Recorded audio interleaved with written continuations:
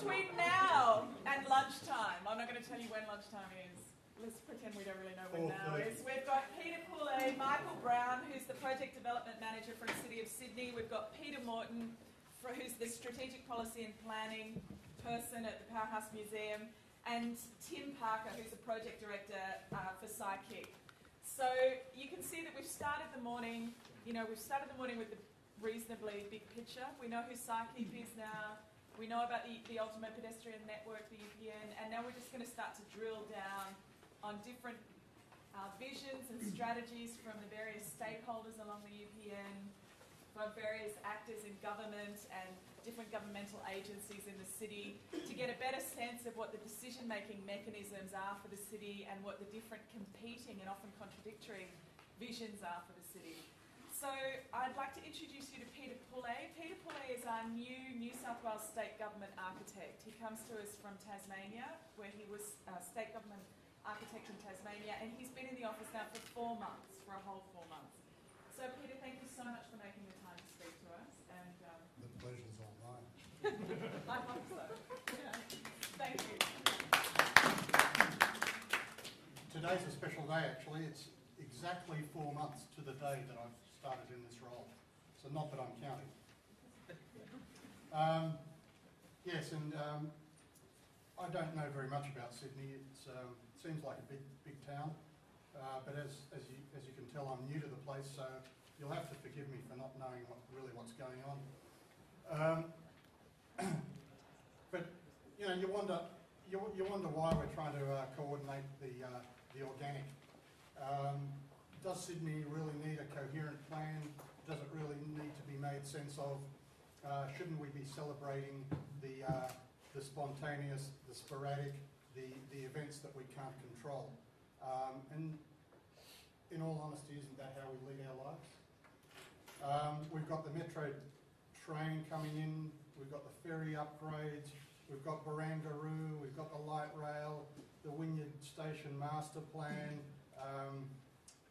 the Wynyard entrance, the Wynyard walk, Town Hall Station upgrade, George Street transformation, the convention centre, the pedestrian network you heard about, Central Station has got a master plan going, the Central Metro interchange, Redfern Station's being done over, and that's just within walking distance. If you look a bit further to the regional centres, we're reinventing Parramatta, Liverpool, Penrith and a whole lot of other places. Kind of scary. Then you go a bit further and there's the East Coast high-speed train. Where's that landing? The Northwest growth areas, the Northwest Rail, the Western Express Rail, Parramatta Road revitalisation, the Cabramatta to CBD Metro, the Hurstville to CBD Metro, the Southwest growth area, and are we ever going to get a second airport? This is all under control. You can trust the government that we have everything planned for you and that it is going smoothly. I've been in the job 4 months. Do we really need to coordinate this? This is the question I'm asking. Why are we being so polite? Why are we trying to plan the inevitable? Why are we trying to preempt what we can't foresee? Or maybe we should be more like dreamers and facilitators of the inevitable. Community consultation, now there's a notion. We do lots of it. Do we do it well? People still bloody complain. So how do we get to do that better, and how do we engage with the people that need to inhabit the sort of things that we make in a better fashion? I'm sick of people being polite. I'm sick of people being deferential to every minority group and vested interest. I think we need to have some bold ideas and be out there, and particularly you who are going to be looking at this area. Oh, sorry, that's Hong Kong. Wrong slide. Tasha, what did you do that for? Anyway, same thing. The fact is, what's unique about this place? What's special about this place? What is it that's going to make this different to any bloody where else?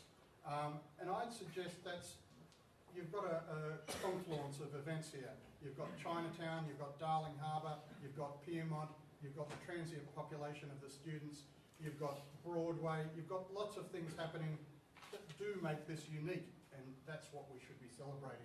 So once we start celebrating the fact that we've got these unique properties here, we should be amplifying them and making whoopee about it. So forget being polite and trying to plant street trees and worry about the curbs and gutters. It's about the frisson between events. It's about the tensions. It's about the conflicts as much as it is about the resolution of those.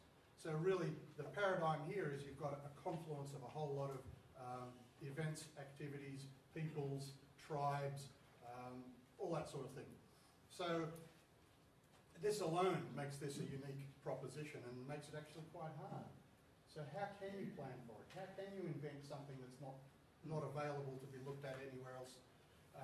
Maybe it is. Maybe that's why Hong Kong is up there. So I wouldn't mind just running a small video for you, if we may. And really, I'm trying to incite you, I guess, to think laterally, radically, and in a new way, and not try to preempt. Yeah, why not? These guys are just had a coffee. And not try to preempt the inevitable, not try to preempt something that isn't here yet and doesn't necessarily even have a precedent. I think we can do some things here that haven't been done before. And I know you've seen these movies before, but we forget about them. So it's important to remember them again occasionally. And I was only asked to do this talk last week, so I've run out of words.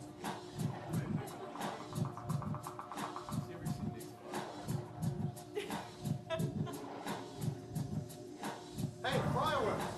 Somebody mentioned fireworks.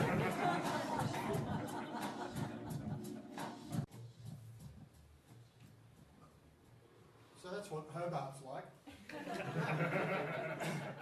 Where's Sydney going with all this? That film was made in 1982 when I just finished my first degree. And it was actually quite inspiring for me, the fact that the future could be quite exciting and an interesting place. I walked in earlier this morning and somebody was talking about dangerous places and places that need to be made safer. I'd suggest the opposite, that we need a city that's got more tension and more conflict and more opportunities to raise the adrenaline, because we are, after all, basically animals, and the fight or flight instincts are still very strong in us, and I think that inspires us almost to do interesting things and to do better things and to break the rules and to actually go beyond the conventional. On that note, I think I'll leave you to do some design work later tomorrow or chat more about the neighbourhood. Thanks.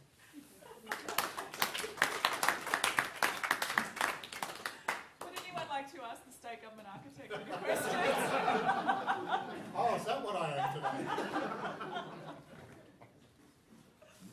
No, in all seriousness, I think we need to break rules to do exciting things sometimes. If you've got good reasons to break rules, we're smart enough or intelligent enough to be able to cope with that. And what do you think the primary rule is to break? I think trying to please everyone. Also the fact that things need to be nice, in inverted commas. I think there is something to be gained from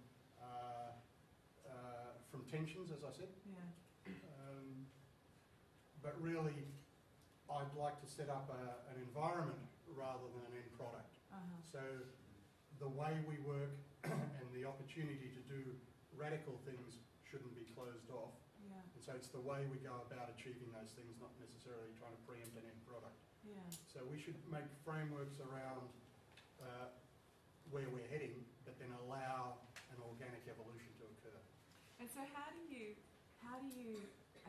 negotiate the complex political environment that a site like this involves without pleasing everyone?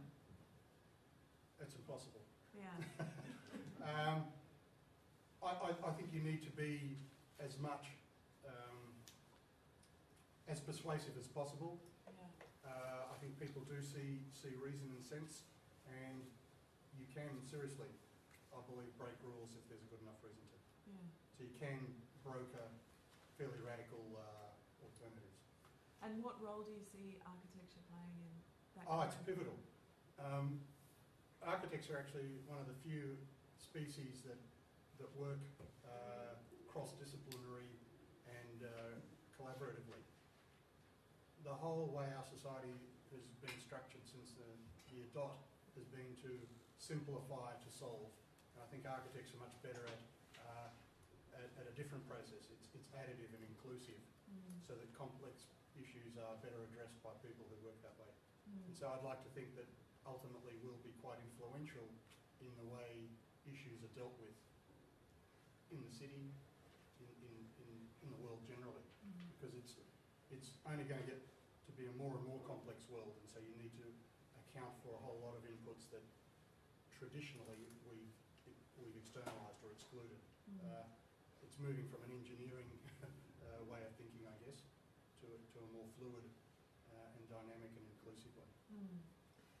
One of the things I think that we do really badly in Sydney is contextualise ourselves not to Melbourne or Perth or Adelaide, but to the cities in our Asian neighbourhood. We do badly? Yeah, I think we do it really badly. I don't think it's very often that we'd find ourselves in a conversation about Sydney and we'd immediately put up an image of Hong Kong or of Bangkok or of Singapore. I think Sydney needs part of this. Right. It needs to be part of the conversation with our neighbours. Right. It's not to say all of Sydney needs to be like this. The advantage we've got here is that we've sprawled so far that we could make this area like this and still have the burbs within walking distance. Do we want to do that? I don't know. But I think seriously, people are more energised by being closer to one another. And so in these cities, some fairly exciting things happen. Some fairly dire things happen too, I must admit. On the other hand, if we want to take the next leap into the 21st century, we need to understand that this sort of living is inevitable in some places, and we should celebrate it. Just a quick one. Well done, Peter, you're fired. But, There's no one from the government? I think it's quite historic that it is historic that a government architect has spoken like this. I hope it's been recorded. Not against you, but it is historic. It's a historic moment, and I think I think you've privileged us with that historic moment. What I'm interested in, just to try and make it into a simple question, because it'd be interesting to see how you might attack this. If public money has failed in public space in the city, how do we get private money in public space to work? Because arguably in parts of China and various new projects, it has been exactly that the biggest and the most audacious projects are private money, but for the public. How can you, in your position, promote that? Because I think it's the only way to work beyond the idiocy that we saw this morning. I didn't see idiocy. But seriously, you're right. The heavy lifting is done in the private sector. That's where the money is. The government's basically broke. What levers we do have is around policy, direction and encouragement. And the private sector is very, very good and skilled at finding the unique proposition that differentiates themselves from their rivals. So you're right. If we can advantage them to spend money in the public interest by the sort of planning or policy levers that we've got, then that's going to advantage all of us ultimately. That's tricky because in many ways you need to separate those decisions from government directly and the influences they're under from private sector developers, putting it simply. And that's hard.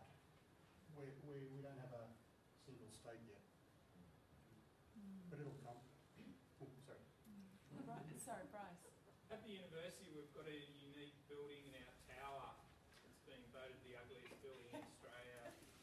The university at various stages have looked at trying to rectify that by changing its space. What's your views on? I actually quite like the building. I reckon it's got some fantastic internal spaces and we shouldn't fiddle with it too much. Just trying to continue my provocative tone here. I think, seriously, it's a great building. Why are we trying to hide the fact that it's of a particular genre that's, okay, not loved, but it is unique? And I think we should allow that to be. I don't think we need to envelope it in Pollock or whatever we use nowadays. Take the windows out.